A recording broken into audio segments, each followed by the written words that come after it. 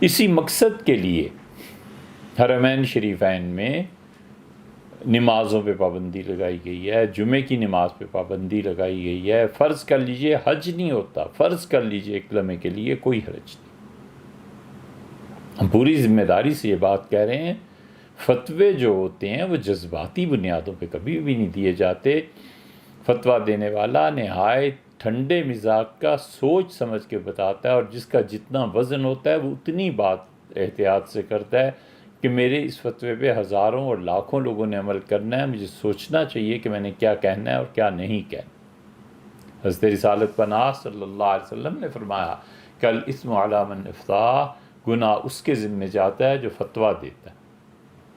تو فرض کر لیجئے وہ عمرے پہ پابندی لگا دیتے ہیں، وہ کہتے ہیں حج ہوگا لیکن چند ایک لوگ جو سعودیہ میں بس وہ کریں گے، باقی امت اس سال نہیں آئے گی، ٹھیک کرتے ہیں۔ ہم جذباتی طور پہ سوچ رہے ہیں کہ بیت اللہ میں طواف ختم ہو گیا، فلاں چیز ہو گئی، حضرت رسالت پناہ صلی اللہ علیہ وسلم کی مسجد میں جماعت کم ہو گئی، یہ ہو گیا، کچھ نہیں۔ ہمیں قانون کو دیکھنا ہے، فتوے کو دیکھنا ہے، اپنے پورے بزرگوں کے طرز عمل کو دیکھنا ہے کہ صحابہ کرام رضی اللہ عنہ کے دور میں کیا ہوا۔ ہمیں پھر وہ واقعہ ملتا ہے کہ رسول اللہ صلی اللہ علیہ وسلم جب بارش شدید ہوتی تھی تو جملے فرماتے تھے، کہتے تھے مؤذن سے کہ اذان دینا، اور حی علی الصلاۃ حی علی الفلاح جب کہو گے۔ اب حی علی الصلاۃ کا مطلب یہ ہے کہ آؤ نماز کے لیے، دعوت ہے پوری۔ ہم بھی تو اذان کے بعد یہی دعا پڑھتے ہیں، اللہم رب ہذہ الدعوۃ التامہ، اے پروردگار جو پوری دعوت ہمیں دی جا رہی ہے مکمل طور پہ کہ ہم تیرے گھر میں حاضر ہوں، والصلاۃ القائمہ، اور اس سچی دعوت کے نتیجے میں ہمارے آنے پر جو جماعت کھڑی ہو رہی ہے، اللہ ان نیک اعمال کے صدقے میں حضرت رسالت مآب صلی اللہ علیہ وسلم کے لیے ہم دعا مانگتے ہیں کہ انہیں مقام محمود عنایت فرما۔ تو یہ جو دعوت صادقہ ہے، سچی دعوت ہے، یہی تو ہے۔ اور پھر فرماتے تھے بارش کی وجہ سے کہ آواز لگانا، اور قول صلوا فی رحالکم، لوگوں اپنے گھروں میں نماز پڑھ لو۔ لوگ اپنے گھروں میں نماز پڑھ لیتے تھے۔ اب ظاہر ہے کہ جمعہ نہیں ہے تو خطبہ بھی نہیں، جب خطبہ نہیں ہے تو دو فرض کیسے پڑھ لیں گے؟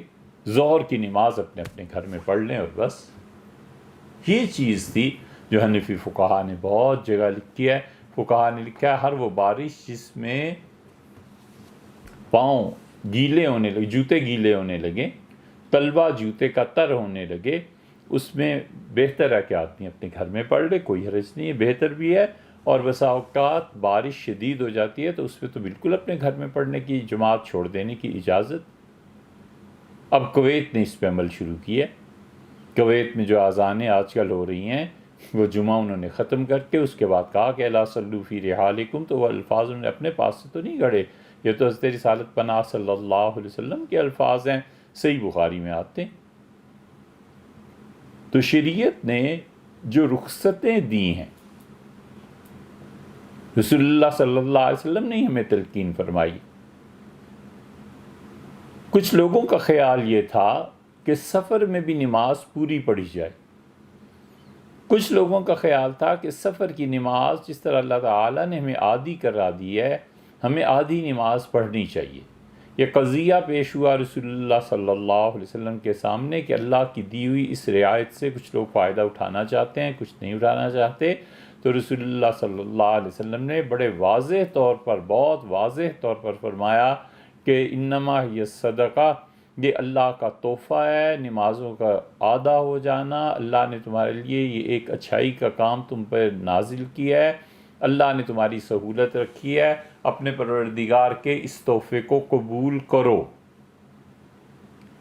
یہ قبول کرنے کے الفاظ کی وجہ سے ہی تو امام ابو حنیفہ رحمۃ اللہ علیہ نے فرمایا تھا کہ واجب ہے کہ نماز کو قصر کیا جائے، نماز کو آدھا کیا جائے۔ وہ کہتے تھے واجب ہے، پوری نماز پڑھے گا تو گنہگار ہوگا۔ امت میں بہت سے فقہا اس بات کے قائل ہوئے ہیں کہ رسول اللہ صلی اللہ علیہ وسلم کے فرمانے کا مقصد یہ تھا کہ پڑھ لو، یہ تمہیں رخصت دی جا رہی ہے، نہ پڑھو تمہاری مرضی۔ یہ اجتہاد ہے نا، ہر ایک نے اپنے دماغ کے مطابق کیا ہے، سوچ کے مطابق کیا ہے، یا آثار اور احادیث جو ان تک پہنچی ہیں انہوں نے اس کے مطابق کیا ہے۔ فتویٰ جو ہوتا ہے وہ اسی لیے ہوتا ہے کہ قانون شریعت کا بتایا جائے۔ پھر ہم یہ بھی دیکھتے ہیں کہ امت میں کب مسجد نبوی میں اور بیت اللہ میں طواف ختم ہوا، بند کیا گیا۔ مسجد نبوی پر پہلا حملہ جو ہوا ہے وہ یزید کے زمانے میں ہوا ہے۔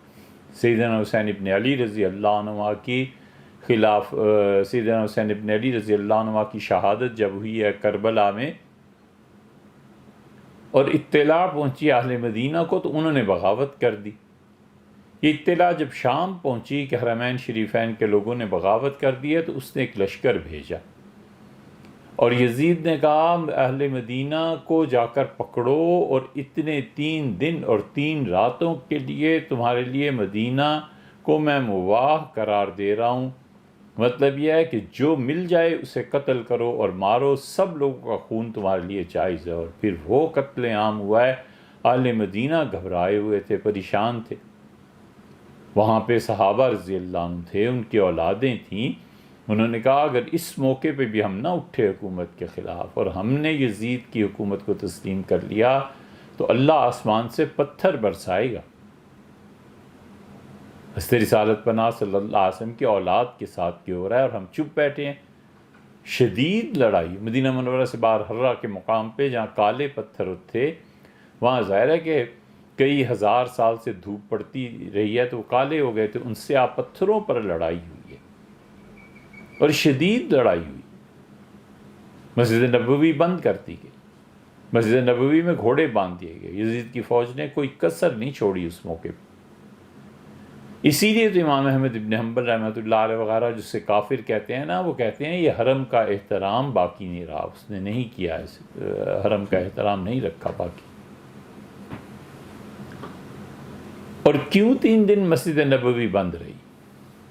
وجہ اس کی یہ تھی کہ جو جاتا تھا مار دیتے تھے، قتل عام تھا مدینہ منورہ میں۔ ایسا شدید قتل عام تھا کہ حضرت جابر ابن عبداللہ رضی اللہ عنہ نکلے ہیں، موضوع سے ہٹ نہیں رہا، لیکن جب اتنی شدید اتنا شدید ہراس اور خوف پھیل جائے شہروں میں تو پھر ایسے ہی کرنا پڑتا ہے۔ جابر ابن عبداللہ رضی اللہ عنہ نابینا ہو گئے تھے اور رسول اللہ صلی اللہ علیہ وسلم کے اتنے قریب تھے کہ ان کی والد کی شہادت ہو گئی تھی احد میں۔ تو جابر رضی اللہ عنہ کہتے تھے میں رسول اللہ صلی اللہ علیہ وسلم کے ساتھ ایک جنگ کے لیے غزوے میں ہم جا رہے تھے جہاد میں، تو میرا اونٹ بار بار رسول اللہ صلی اللہ علیہ وسلم کے اونٹ سے آگے نکل جاتا تھا، تو میں اسے پیچھے کرتا تھا۔ اس ایک رات میں 25 یا 27 مرتبہ میں رسول اللہ صلی اللہ علیہ وسلم کے قریب ہوا، اور آپ نے فرمایا اللہ جابر کو بخش دے، اللہ اسے جنت میں بھیج دے، اللہ جابر کو بخش دے۔ اتنی تعلق کے خاطر بہت احادیث ہیں اس پہ۔ تو انہوں نے اپنے بیٹوں کے کندھوں پہ ہاتھ رکھ کے وہ نکلے اور انہوں نے کہا سنو میرے بچوں، میں نے رسول اللہ صلی اللہ علیہ وسلم سے سنا تھا، آپ نے فرمایا جو اہل مدینہ کو ڈرائے گا اللہ اسے جہنم کی آگ سے ڈرائے گا۔ اور پھر احادیث انہوں نے سنائی۔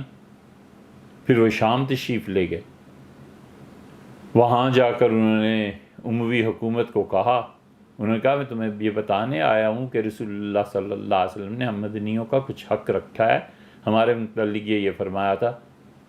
تو کیوں مسجد بند رہی؟ اس لیے کہ ہر کوئی ڈر رہا تھا اگر گئے تو جو بچے کچے ہیں انہیں بھی مار دیں گے۔ سیدنا حسین ابن علی رضی اللہ عنہ کے بیٹے زین العابدین رحمۃ اللہ علیہ سب سے بڑی مثال ہے کہ جب فوجیں آ کے مدینہ منورہ میں اتری ہیں تو وہ پہلی فرصت میں چلے گئے کمانڈر کے پاس، اور انہوں نے اپنے سارے خاندان کے لوگوں کو بٹھا کے کہا کہ دادا کی شہادت ہو گئی سیدنا علی رضی اللہ عنہ کی، اور تم دیکھتے ہو وہ پہلے تینوں خلفاء کے ساتھ کتنے اچھے رہے تھے، کیسی اچھی حکومتیں تھیں۔ پھر اس کے بعد والد کی شہادت ہو گئی، اور پھر اس کے ساتھ ساتھ حسن رضی اللہ عنہ وہ بھی دنیا سے چل بسے۔ میں اس نتیجے پر پہنچا ہوں کہ اللہ ہی کو منظور نہیں ہے کہ علم اور خلافت دونوں چیزیں سیدنا علی رضی اللہ عنہ کے خاندان میں جمع ہو جائیں۔ ان کا میرے بچوں پڑھو اور پڑھاؤ، بس ہمیں اس کے علاوہ کوئی کام نہیں. تو جب فوجیں اتری ہیں تو پھر وہ گئے. انہیں پتہ تھا نا سیدنا یہ زین العابدین رحمۃ اللہ کو اگر شہید کر دیتے تو حسینی نسل ہی ختم ہو جاتی. حسنی باقی تھے، اور پھر حسنیوں پہ وہ کچھ بیتا ہے جو ایک کربلا کیا ان پہ تو 20 کربلا گزرے ہیں، مگر ہم لوگ ذکر نہیں نہ کرتے کیونکہ ہم لوگ پڑھتے نہیں ہیں اس کو.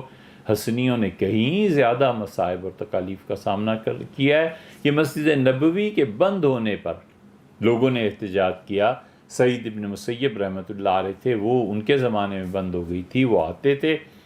اور دارمی کی روایت میں آتا ہے ابن مسیب رحمۃ اللہ علیہ جیسے انہیں وہ کمانڈر آیا، اس سے کہا مسجد میں کوئی ہے تو نہیں؟ کہا گیا کہ وہ سعید بیٹھے ہیں. اس نے کہا اس کو چھوڑو، یہ تو پاگل آدمی، باقی کوئی ہے تو قتل کر. کون آتا اس موقع پہ مسجد نبوی میں؟ کوئی نہیں آیا. ابن مسیب رحمۃ اللہ کے تھے نابینا. تو سعید رحمۃ اللہ سے پوچھا گیا کہ حضرت آپ تو نماز کتنے پابند، یہ نماز آپ کس وقت پڑھتے تھے؟ انہوں نے کہا دارمی کے الفاظ ہیں کہ حضور اقدس صلی اللہ علیہ وسلم کی قبر سے اذان سنتا تھا اور اٹھ کے نماز پڑھ لیتا تھا. پھر مسجد نبوی میں ایسے ہوا ہے، مدینہ منورہ پہ حملہ ہوا ہے، پھر اسے بند کیا گیا ہے. حرم مکی میں ایسے ہوا ہے، مکہ مکرمہ میں طواف رک گیا. طواف کے رک جانے کی وجہ سے کچھ نہیں، نہ رسول اللہ صلی اللہ علیہ وسلم نے فرمایا ہے، نہ کبھی یہ کہا ہے کہ اگر طواف رک گیا تو قیامت آ جائے گی. اس قسم کی روایات ایسی فضول باتیں ہیں، نبی کریم صلی اللہ علیہ وسلم نے کہیں نہیں کہا.